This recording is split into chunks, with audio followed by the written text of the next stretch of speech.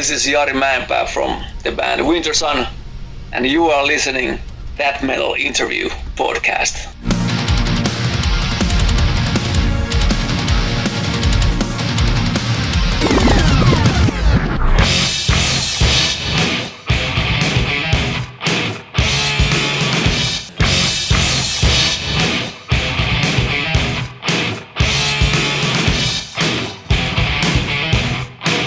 That Metal Interview.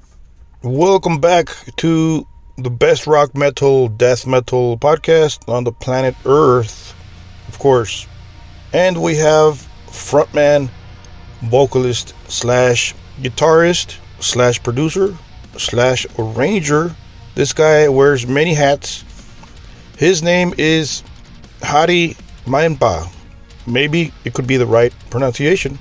But Jari is of the band WINTERSUN, whom you might have heard lately, as his guitar player Teemu is actively with Megadeth as the lead guitar player after Kiko left Megadeth, and apparently he recommended Teemu of WINTERSUN. And anyways, long story short, this is Jari, the frontman, vocalist, guitar player, producer, arranger, blah blah blah for WINTERSUN. And some of you might know he is formerly of Ensiferum, an awesome symphonic power metal band that who doesn't know Ensiferum?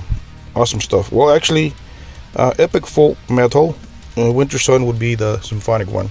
Anyways, right now I'm gonna show you and introduce to you, in case you're not familiar with WINTERSUN.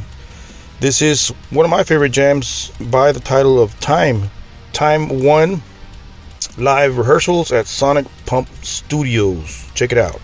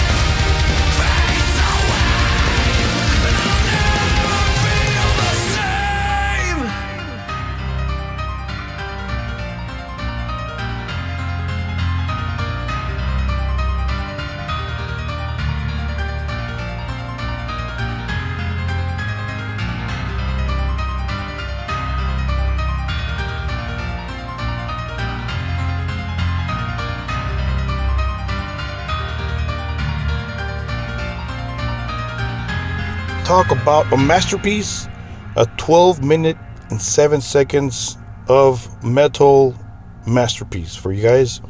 That was WINTERSUN. The title of the song is Time, from their album, of course, that dropped in 2012.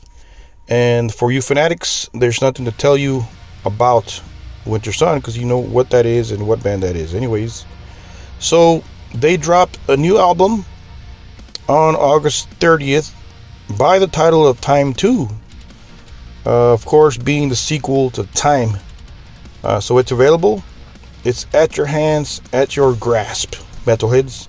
Support Hadi and WINTERSUN. And here is our chat with Hadi as he talks about the band, their current status, as his drummer is also playing with Nightwish and his guitar player is playing with Megadeth. So there might be a scheduling conflict there that he talks about here. And anyways, here is Hadi, the super talented multi-instrumentalist of WINTERSUN. Check it out. Okay, so first question, where are you? What part of the planet are you at? I'm in Finland, Helsinki. Oh, nice. Where are you, by the way? I am in Texas, in the US of A, United States. All right. Nice. Texas, real bad weather, hot weather. So here it's cloudy, but nice and warm. Nice, very cool. So let's time travel. Let's go back to your beginning of your music career, if you will. How did you first get into music here? Well, my family was, especially my father, was into music. He wasn't a professional musician, but he did some cover songs and cover gigs here and there. He played guitar also and sang. And he got also this 4-track tape machine. But when I was like very, very young, I don't know how old, but I got this C cassette that had 2 Kiss albums, Animalize and Asylum. Nice. And that got me into heavy metal and rock and roll. That was my first introduction.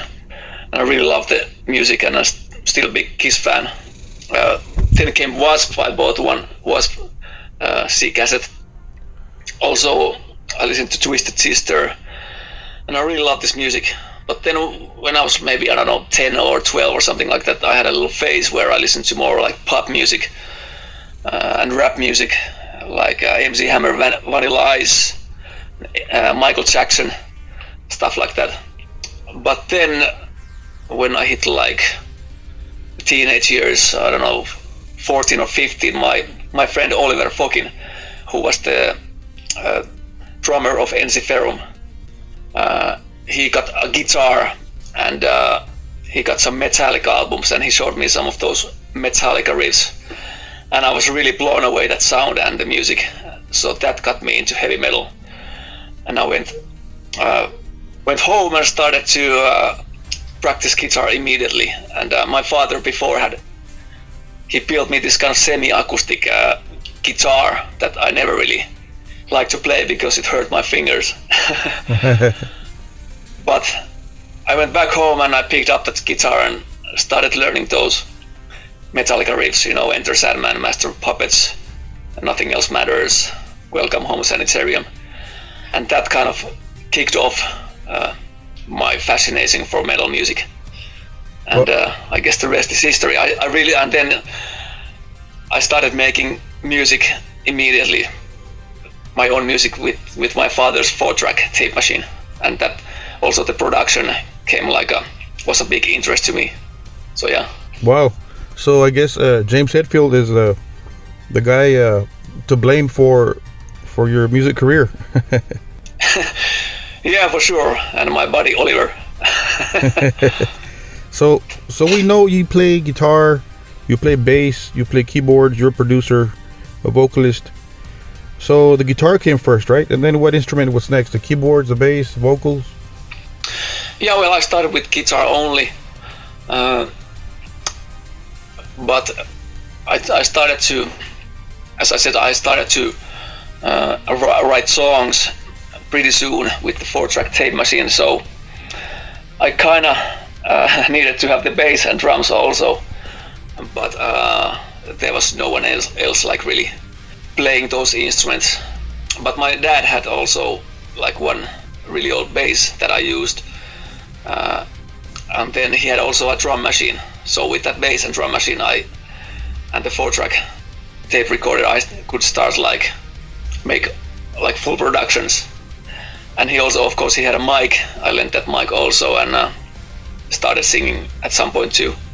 Wow. And yeah, it kind of, that whole process, like I needed to do everything by myself. That actually has been continuing through my whole music career, because I still mostly do everything by myself. But of course, now with WINTERSUN, as it turned out to be more of a band than for time 1 and time 2, there was a full, of course, the guys played their parts. Yeah. But for example, Forest Seasons, it was more of, again, my solo album. And even the first WINTERSUN album was just me and Kai. It was my solo album, but Kai was playing the drums as a session player. Well, so that has always been kind of my thing. So you can say, I guess you can envision your own arrangements and envision your own bass parts and guitar parts. Can you see the songs ahead of time? I mean, or do you just build around a certain idea? Yeah, usually it starts with a guitar riff or a melody, but I can already kind of, because I've been really interested about music my whole life and listened to a lot of CDs, so I kind of studied how the drums work and the bass works and the vocals, the lyrics, and I always had to do my own songs from scratch by myself. So it's been a kind of slow study by myself, and I've kind of gotten better all the time, and at some point it came like I can already like hear what the drum beats is gonna be, and what kind of synth layers or orchestration layers I could add to this riff to make it better. So I can almost like visualize or hear the end product, and then I just try to, with the production gear I have, I try to reach that goal, what I have in my mind. Well, you're a music genius is what you are, really, all due respect. I mean, well, thank you. You go to a grocery store or to a store, I mean, not just anybody can come up with a song and grab a bass, grab a guitar and a mic and start building a song like that, with, especially with WINTERSUN's music, the stuff you make. It's genius for sure. Yeah, awesome. Well, I had a good start with my father's equipment, and I guess maybe there's something in the genes as well. But yeah, it's been a lot of years of just being really fascinated about music and studying music and on my own, and just being a fan of music and all kinds of music. I just really love listening to music and exploring different styles of music, and I don't know, it's just a fun art. It's a hunger. It's a music hunger. You're an old soul probably, huh? Yeah. Yeah, hunger is a good word. Yeah. So going back to your dad, do you still own that 4-track recorder, or maybe some of those recordings? Actually, I don't know where the 4-track or the 8-track is. Because first I had a 4-track that my father had. I used that first. Then my parents bought me an 8-track. Then I was working in a post office, and I was able to afford this 16-track hard disk recorder. And of course later I moved on to record with computers. So it's been kind of this progress all the time. You know, more tracks, and then I could explore more with the music and upgrade my production. But yeah, I still have that 16-track hard disk recorder. We actually used that as a backing tracks for the first WINTERSUN live shows, and I still have the second drum machine I had. I don't think I have anymore the first drum machine. Really? But wow. The second one was this Boss DR5. It was really useful. It has also some synth sounds and bass sounds that I used for the productions. and it was a really great, still is a great product. I still have it. Wow, nice relic, nice piece of equipment. Yeah. As far as your voice, how did you build that voice to sound like that? You sound badass. Is it over time, or did you just when you started off you already had that voice, or? My singing voice. Yes. Well, at the beginning it was really bad. I couldn't sing at all, and I started initially with the growling vocals because I couldn't sing the clean vocals at all. So growling kind of felt easier. Of course, when you first started, it was a little bit of a struggle. Maybe it hurt the throat in the beginning, but I kind of got used to it pretty quickly. But I was singing my ass off along the Pantera and Carcass and the Finnish band Sentence and a lot of other bands, and I kind of forced my throat to do what I want. Initially, of course, I tried to kind of ape the other singers and my favorite singers and try to sound like that, but at some point I kind of found my own voice and I was happy with that, and then started to just develop my own voice and try to use it the most efficient way, and try to even maybe have some technique, because right. At the beginning I didn't have any technique. I was just screaming my ass off. Yeah. But yeah. Just like any fan. And then later, you know, I started experimenting more with the clean vocals, and it's been a slow progress, but I think with the Forest, well, even for the Time 2 album, I kind of started to get good at it. But I would say for the Forest Seasons album, I got really good at it, and I think now it's even better. But for the Time 2 and Time 1, that was the first time I could record vocals. Like, it was just not like a one or 2 weeks in the studio and you try to get the vocals done. I recorded the vocals for Time 2 and 1 in various rehearsal places in Helsinki with my laptop and my own mic and vocal gear. So I could, you know, go there for, you know, a lot of times and like record over and over and practice at the same time. So yeah, that helped a lot. Was there a band before Ensiferum, or was that your first band? No, actually, I was also at the same time when I was in Ensiferum, I was in a band called Artemisia, which was a black metal band. And actually, before the first Ensiferum album, we released one album with Artemisia. And Artemisia, I think they recorded a second album, and I don't think it's anymore like a going to be more albums. But yeah, I was with one album with in that band, and for the first album I wrote 3 songs. Nice. So new album dropping August 30th, Time 2. Are you excited for that? Yeah, for sure. It's been a really long road, and it feels good to finally get it out, and because I'm actually really excited about the new stuff I have written, so it feels good to get this out of my system finally, and then kind of a new era can begin for WINTERSUN. So yeah, it feels like a big weight lifted from my shoulders. It's gonna be in this nagging album for years. Yeah, I can imagine that. You have all these ideas and arrangements and recordings and instruments. It's a whole project, a whole giant project for you personally. So how many of these songs are you going to be playing live here in the future? I don't know, because actually we are still going to continue our touring break. We're not going to tour for Time 2, because I want to concentrate making more WINTERSUN music and releasing more WINTERSUN music. Because actually I was close to finishing one other WINTERSUN album. It could have been either that album or Time 2, but now it turned out it was time for Time 2.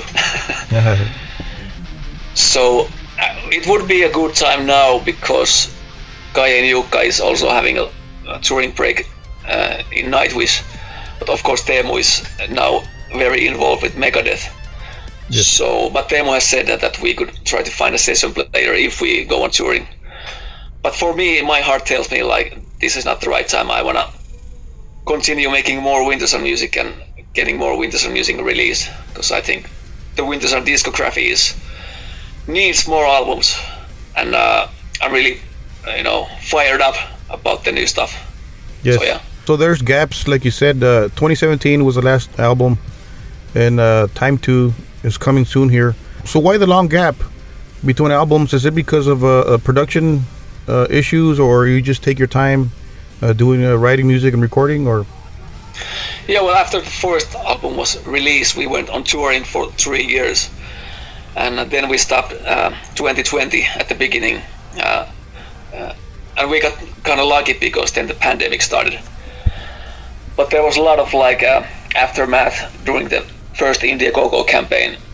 I needed to move to a new place and build this whole new semi studio, what I call jokingly, that I have right now. And that took like 6 months. And in 2020, in the summer, I wasn't really yet feeling like starting to go back to mixing and mastering Time 2, because I had so much new exciting material that I wanted to really work on. So during the pandemic, I started to work on 4 different new albums. And here in this new semi studio, I was working really fast, and those albums progressed really well. But then last year in August, this one album was like 80% done. But I wasn't really fully happy with the sound yet. I feel like that album needs more harder sound. But the sound was still very good. So I kinda was thinking what am I gonna do with the sound? Then I just light bulb went from my head maybe it's time to try the sound for Time 2. Yeah. And that's what I did. I kind of started to copy paste those sounds Time 2. First it was okay, this could work, but then I started working on more. I worked a week or 2, and then it started to really click this works really well for this album.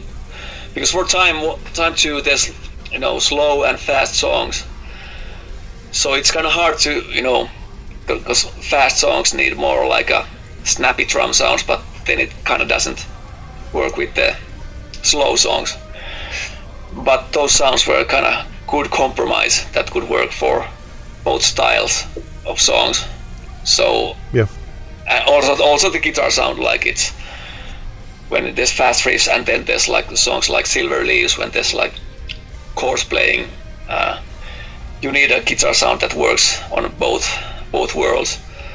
But yeah, that sound fit really well for Time 2, and it really started to click, and I just went ahead with the mixing and decided, okay, this works, I'm gonna do it now. But I still didn't wanna tell anyone, because I didn't wanna disappoint anyone again. So I just kept on mixing it in secrecy and in my own piece. Yeah. And then when it was done, I told band guys, and then in this year January we announced that it's done. Nice. So, are you a perfectionist in the studio? It might be a dumb question, or do you cut some corners and say, you know what, that guitar lead, that's okay, you can leave it like that, or let's leave that mistake there, or that's okay, let's go? Or are you a perfectionist? You want things done right? Yeah, well, some people might accuse me of being perfectionist, but I don't think so. I try to to go for a high level, in playing, in production, everything.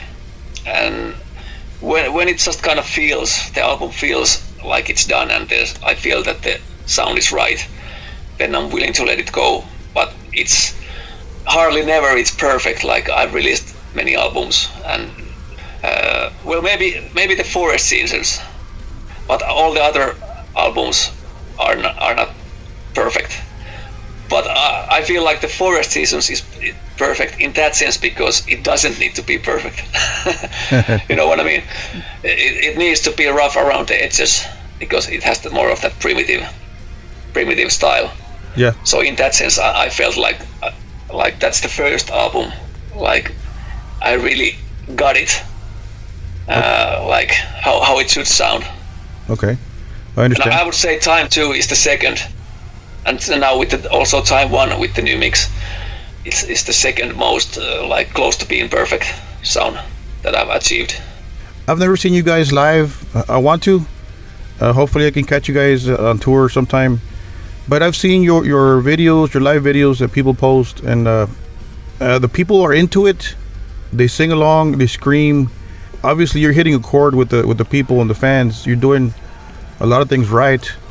When writing Time 2, were you thinking of fans, how they're going to react live, or were you just arranging and recording what comes to mind?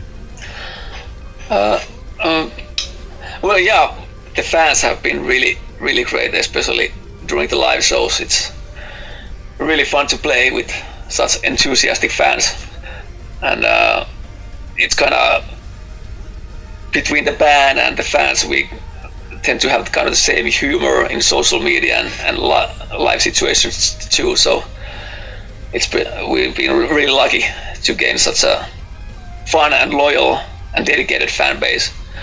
But for the albums, it's usually, I don't really think about the live situation that much. But I would say for Time 1 and 2, I thought about it a little bit, how these riffs would work in a live situation, more than the first album, I would say. But usually it's just like, I want to do an album that just sounds good to me, and then we worry about the live thing later. That's always been my kind of principle. I want to do the album as an album, and then we worry about the live later. When you're writing and arranging, Jari, new material, do you stop listening to other bands? Do you stay away from your playlist, from Spotify or whatever? Or do you still listen to other music and that doesn't affect your ideas? Or do you get influenced by a certain artist? Or? Yeah, for sure. I get influences, and in the past it was more like influence and idolizing and loving a lot of bands and trying to sound like them. But at some point I kind of started to find my own style, and don't need to anymore listen to. And I don't listen to so much music anymore. Well, the music I listen is not actually heavy metal that much. When I listen to heavy metal or something, it's usually in a party situation. I like to put. Yeah, Kiss is still one of my favorites, party music. And of course some harder stuff. But these days I listen to a lot of electronic music, like synthwave and EDM and stuff like that. But and these days I kind of feel like I found my own style, and I don't really need to get influences from other bands. But of course I still here and there check other bands, what they are doing, and if there's some music videos come on social media, I might check it out and see what's going on in the scene. Here's a question I ask different artists that I interview. For new bands up and coming, do you think they need a label, a record label, or can things be done independently with social media? A label or no label, I guess? I think it can be done without label. You can gain fan base, any of the social media platforms, and put your music out in various sites. For example, we have a Bandcamp that we can sell our own music digitally to the fans, and it's been fairly good. I think, but the labels can bring a lot to the table with the physical CDs and vinyls, and more people to push your band with advertising and stuff like that. But if you're a really hard worker, you can do it for yourself, but then you gotta be prepared to work 16-hour days. And you cannot really do it. Maybe you can do it alone if you're really talented and hard worker. But you're always gonna need, it's good to have, other guys, label people even on your side, and, even journalist that wants to interview you and stuff like that. Yeah. because I would say now it's again maybe started to get a little bit more different because of the algorithms. I don't know. 10 years ago it was maybe easier to gain a social media fan base because it was more wild west and there was not these algorithms. I don't know. But yeah, I think you can do it both ways, but I think you just need to work harder if you want to do it alone. But of course then you might make more money when there's no middle guys. But then on the other hand you might not, because sometimes managers and the regular level people can push you and your band more on the new heights. So it's hard to say. Yeah, it's a I think you can do it both ways. Yeah, of course. I noticed when Kai joined Nightwish, you had a secondary drummer. Do you still use that secondary drummer? Well, we actually had 3 different drummers when we were touring in 2017 to 2020. Yeah, first we asked Timo Häkkinen, and he played for some shows, and then Rolf Pilve was playing some shows, and then the last was Heikki Saari, who was also in Fintroll. And yeah, all the guys, really great guys and great players, and yeah, no problems at all. They did a great job, and yeah, but Kai is still the main guy in the band. Yeah. So there's not been lineup changes. Yeah, so do you have an agreement with Timo, for example, with Megadeth? You're gonna wait for him for his schedule to open, for WINTERSUN to open, as you said, or would you consider a secondary guitar player? Well, Teemu has said if there's come some schedule problems, we can of course, hire someone else. He would be fine with that. And but we'll see when we are going back on touring what the situation is with everyone, and we'll deal with the situation then. Understood. So what's next on your agenda here, Heidi? Before we let you go, what's on your plan book here, and maybe any plans for 2025 in the US? No touring plans. Just gonna keep continuing making more music, and the next album hopefully to get it done as soon as possible, but cannot make any promises yet. But right now it's just doing the promo work and the interviews and social media updates and getting this album to the finish line, and that's the agenda right now. Would you like to send a message to your fans listening? Yeah, thank you everyone, all the fans out there, and thank you for all the support during these years. We couldn't have done this without your support, and hopefully we can come back on touring soon and see every one of you. So thank you and cheers. Awesome. Thank you, Heidi. Thank you for your time. Great chat. And Time 2 dropping August 30th for people listening. Pre-order. Where can people pre-order the album? Well, people can follow our social media, Facebook, Instagram. We always post links where they can order. So or the YouTube channel, WINTERSUN Jari. There's always links in the description. So there you can find where to order. Okay, perfect. So thank you for your time, Heidi. You're a cool rock star. Thank you, James. It was a great interview. Thank you very much. Yes, keep making good music. It's awesome. Appreciate that. I'll try, man. All right. Cheers, man. A true talent. And the gentleman, do you concur? For you metalheads, that is the producer, frontman, guitarist for WINTERSUN. And we thank Heidi for his time. Thank you for making time and speaking to that metal interview. Your friend James from the state of Texas, the planet Earth, of course. Don't forget to subscribe and ring the bell to get notifications for all of the episodes as they are dropping. So anyways, don't forget to keep it metal.